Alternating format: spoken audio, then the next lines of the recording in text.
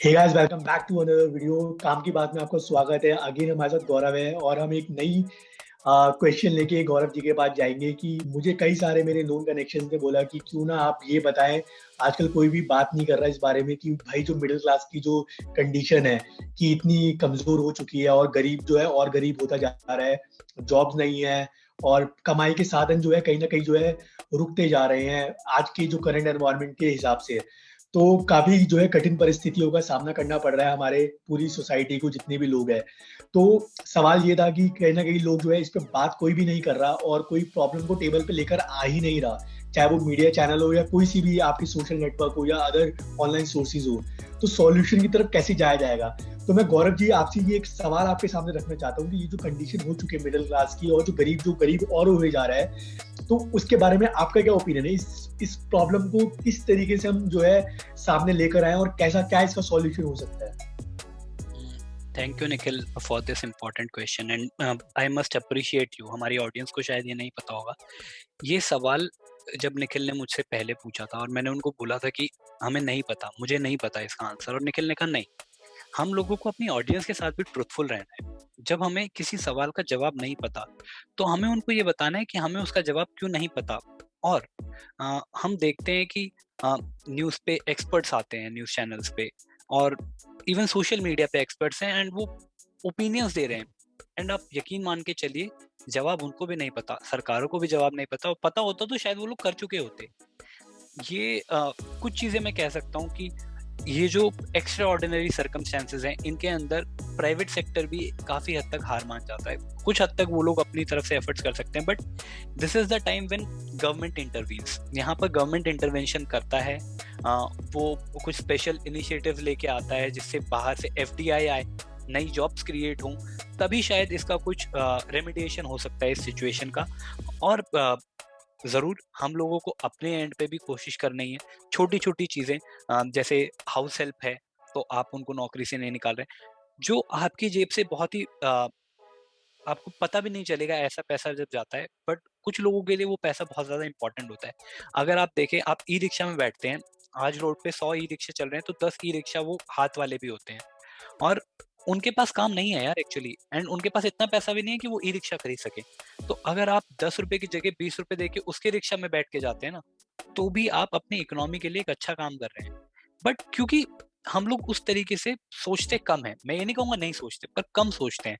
तो शायद ज़रूरत ये है कि हम लोगों को उस तरीके से ज़्यादा सोचना है।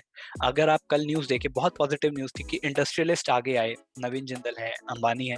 उन्होंने कहा कि हमारे पास ऑक्सीजन ऑलरेडी है हमारे प्लांट्स में, स्टील प्लांट्स में, और जामनगर में रिफाइनरी में है, रिलायंस की। और उन्होंने कहा कि हम ऑक्सीजन देते हैं, प्रोडक्शन बाद में भी कर सकते हैं। तो मेरा ये मानना है कि ये ह्यूमैनिटी के लेवल पे क्वेश्चन है, क्योंकि ये सिचुएशन भी ह्यूमैनिटी की है। अ, यहाँ पर इंसानियत खतरे में है, तो आई थिंक इसका रिस्पॉन्स आप सोच समझ के और वैसे नहीं दे सकते। यहाँ पर भावुक रिस्पॉन्स ही होगा, आपके दिल से जो आवाज़ आएगी। मेरा ये मानना है, आप अपने दिल को तलाशिए और जो मदद जिस तरीके से कर सकता है, I think we should take a step forward and help. I think that's the most we can do. At least हमारा इंटेंट तो वो होना चाहिए। बिल्कुल ठीक कहा गौरव आपने। और टाटा ने भी, इन्होंने सबसे पहले इनिशिएट किया था, टाटा ग्रुप ने, जो लिक्विड ऑक्सीजन के कॉन्टेक्स्ट में उन्होंने अपना प्रोडक्शन को हॉल्ट में डाला था। तो again thank you so much Gaurav for your time and response. आपने बहुत ऑनेस्टली इस जो है क्वेश्चन का आंसर किया है और मुझे पूरी आशा है कि लोग इसको अप्रिशिएट करेंगे और अच्छे तरीके से परसीव करेंगे। Thank you so much Gaurav. Thank you Nikhil. And Nikhil, एक इसमें छोटी चीज मैं और ऐड करना चाहूंगा। हम लोग आजकल न्यूज़ पे देखते हैं एंड वी स्टार्ट टू जज पीपल।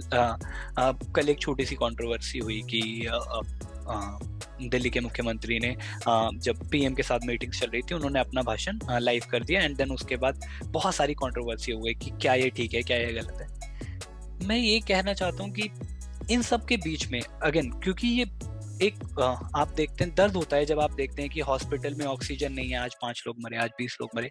वो देख के लगता है कि हम लोग कितने ज्यादा बेबस हैं, कितने मजबूर हैं। हम एक्चुअली कुछ नहीं कर सकते। जिनके पास पैसा है वो भी नहीं कर सकते, क्योंकि रिसोर्स ही नहीं है।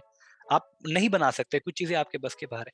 तो तब लगता है कि क्यों ना हम ये सब चीजें छोड़ के, और ये ब्यूरोक्रेसी और ये सिस्टम, इसको बाईपास करके, अभी भी हम लोगों ने 23 प्लांट इंपोर्ट किए हैं जर्मनी से। वो एयरलिफ्ट होंगे, 2-4 दिन में आएंगे, 7 हफ्ते बाद उससे प्रोडक्शन स्टार्ट हो जाएगा। ये काम हम 2 हफ्ते पहले भी कर सकते थे। और क्योंकि हमने 24 मंगवाए हैं तो मुझे नहीं लगता ये प्लांट्स इतने ज़्यादा महँगे हैं। हो सकता है हम उनको दिल्ली सरकार अपने बेसिस पे भी इम्पोर्ट कर सकती थी और उनको लगा भी सकती थी। तो मेरा यही मानना है, मैं अगेन किसी को ब्लेम नहीं कर रहा हूँ। मैं ये कह रहा हूँ कि हर एक इंसान के लिए पॉसिबल है कि अगर वो थोड़ा-सा नज़रिया बदल के देखना चाहे, तो शायद वो एक इम्पैक्ट ला सकता है। बट ज़रूरत ये है कि आप प्रॉब्लम बताने के मोड से बाहर आके सॉल्यूशन ढूँढने वाले मोड में आएँ। एंड आई गेस ये एम्प्लॉयमेंट के क्वेश्चन को भी आंसर करता है। जब आप प्रॉब्लम से हट के सॉल्यूशन पे जाना स्टार्ट कर देंगे, तो एम्प्लॉयमेंट भी जनरेट होना स्टार्ट हो जाएगा। बिल्कुल ठीक कहा आपने। बहुत सही बात करी है आपने गौरव। शुक्रिया बहुत-बहुत। Thank you Nikhil.